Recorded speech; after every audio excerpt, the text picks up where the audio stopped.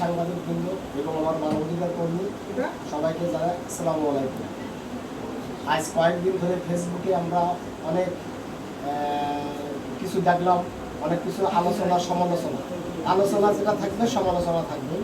অনেকেই সমালোচনা করছে যে আসলে বিয়ে হবে না, এগুলো আসলে এগুলো ফ্রড বানোয়াট, এগুলো ভিত্তি প্রতারক, বিভিন্ন রকম কথা শুনছে।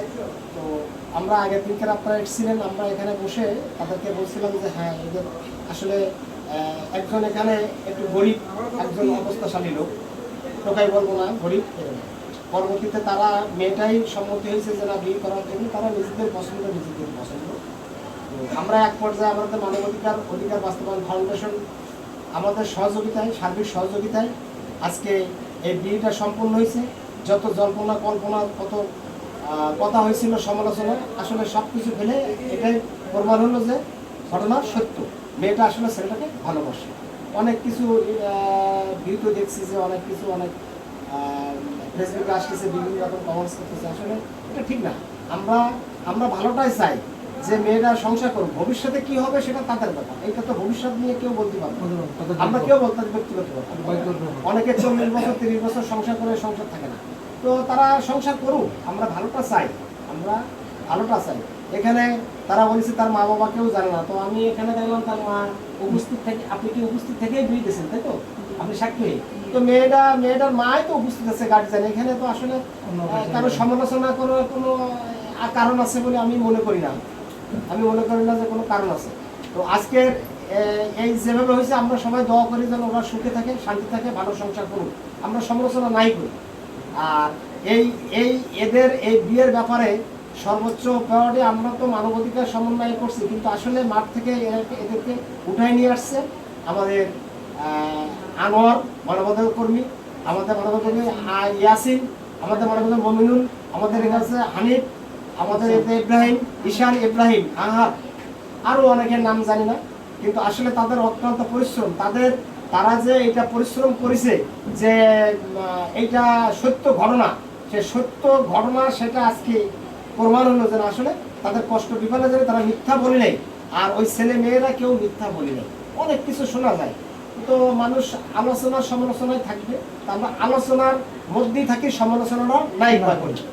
আর সর্বোপরি একটা কথা, এখানে আরো উপস্থিত আছেন আমাদের পরিচালক আপন খান। এই বিষয়ে আমার প্রতিনিয়ত যে স্যার এটা কিভাবে কি করলে।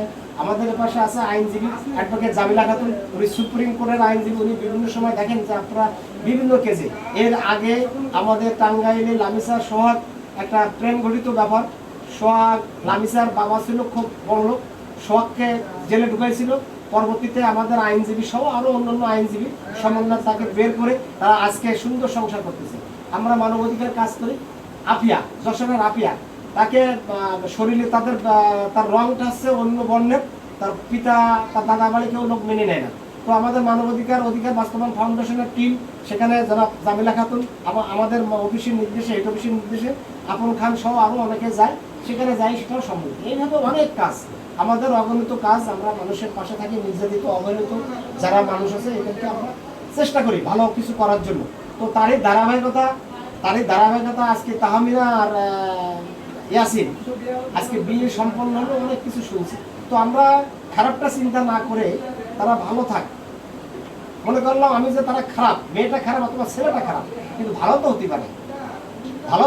তো আমরা ভালোটা চিন্তা করি।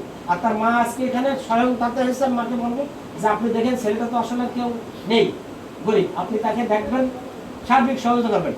আর সর্বোপরি একটা কথা না বললে হয় না, এটা আমি কালকে থেকে চিন্তা করতেছি। বিয়ে তো হলো, কিন্তু আসলে বিয়ে তো শেষ না, শুরু হলো সংসারে।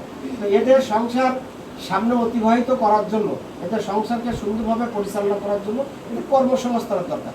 তো আমি আশা করব আপনাদের মাধ্যমে, এই সাংবাদিকদের মাধ্যমে, যে সমাজের বিত্তবান অথবা বিত্তবান পরিবার অথবা কোনো প্রতিষ্ঠান এদেরকে যদি কোনো একটা কর্মসংস্থান করে ব্যবস্থা করে দেয়, তাহলে এদের জীবনটা আরো সুন্দর হবে। আমাদের এই যে কষ্ট করে আপনারা যে এত কিছু করেছেন এদের সার্থক হবে। কিন্তু একসময় দেখা যায় কি যে ইনকাম না থাকলে ওষুধ খাবে।